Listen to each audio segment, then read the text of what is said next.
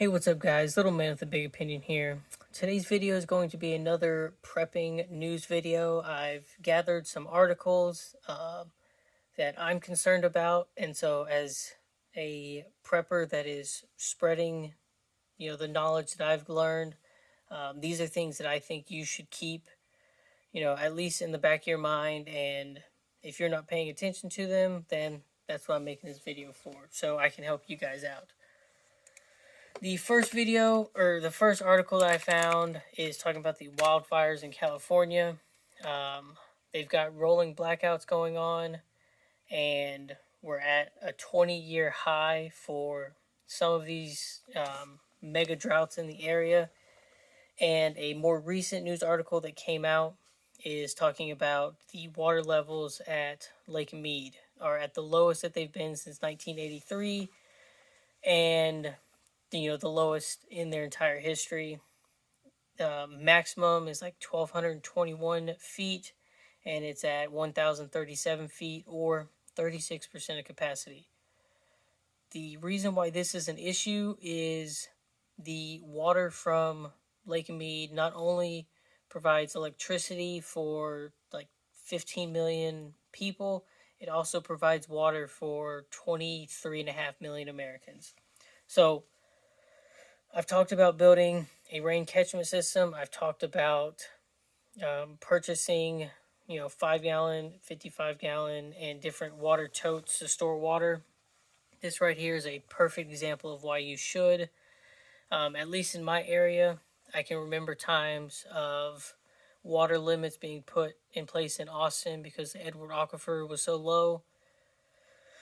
Matter of fact, I'll look it up because I haven't heard any news about it recently, so I don't know if it is technically low. Aquifer level.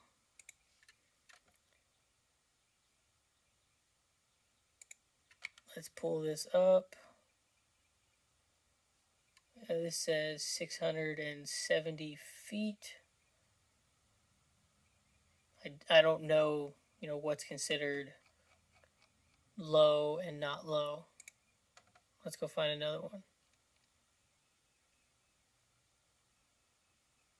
Historic water level chart.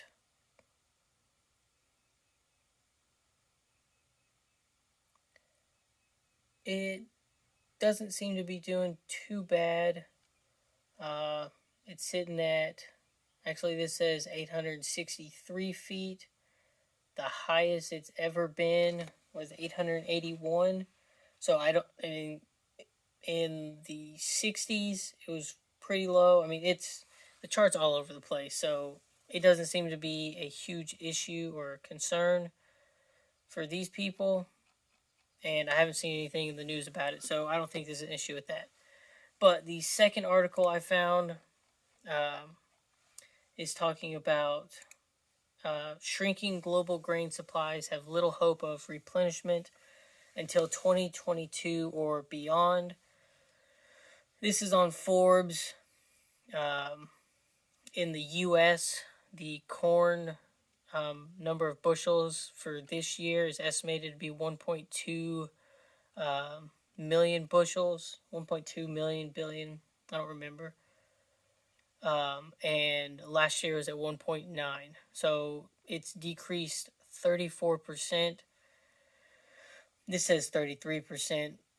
Soybeans is down 3 or 4%, and they're not seeing any climb, for at least the beginning of 2022, and probably further into the future. So this is partially an issue with the prices of products that is going on. If we don't have 34% of what we had last year and the demand is the same as this year, then the price is going to go up. And then the last article that I found, which all of these will be in the description down below, this was from Wyoming. This farmer had to sell off 12% of their cattle, not because they wanted to. In fact, this 12% was calf-bearing mothers. So it talks about they had over 40 acres of their grazing land unsuitable for their cattle's, and they couldn't afford to purchase hay to feed them. These ranchers specifically says, I hate to see them go, but we don't have the land to support them. Let's find their exact words. Uh, I hated to see them go, but I have no grass to keep them on. So the cattle industry and our ranchers are hurting as well. So if you see increases of food prices on that, then this is just a little, preview of why that's going on. As a prepper, I've mentioned it several times before. Inflation is looking like it's going to be the worst this year than it has in several years. I've talked about gas going up in some places over 50%. That's increasing the price of most of these goods just from the transportation aspect. But, corn production is down 34%. Farmers are having to sell off their cattle instead of maintaining and or growing their herds. And so the, supply for, meat is going to be lower. Bacon was at like 13%. Bananas were at 4 or 5%. And keep in mind, the U.S. wants to keep its inflation right at 2%. They're okay. 1 year it's 1%, 1 year it's 3%. As long as it evens out, they do their projections in 5 and 10 year, sections. So as long as it maintains 2% across the board, it's okay. A lot of these things are creeping into the 5+ category. So we're going to need either stagnant prices for several years to come, or, we're going to be over the 2% mark for a yearly inflation that they want. Last thing I got to say for, preppers out there, if these articles aren't what you want to see on the channel, mention it in the comments down below.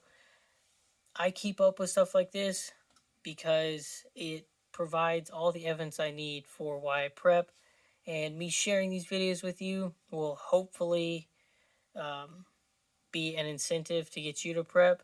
If it is, then like and subscribe, because I do a news video on, stuff related to prepping at least once a week, sometimes twice a week.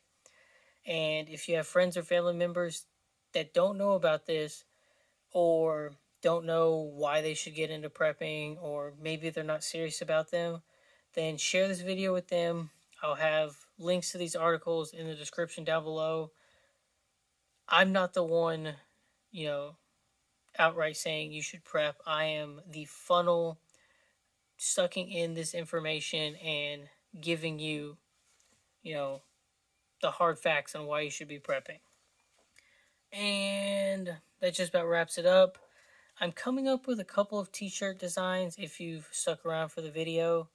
I'm just going through Teespring, so I don't know when they will be up and running, but if you have any suggestions for a t-shirt that you'd like for me to make, then put that in the description down below, or the comment section down below, and I'll catch you in the next video.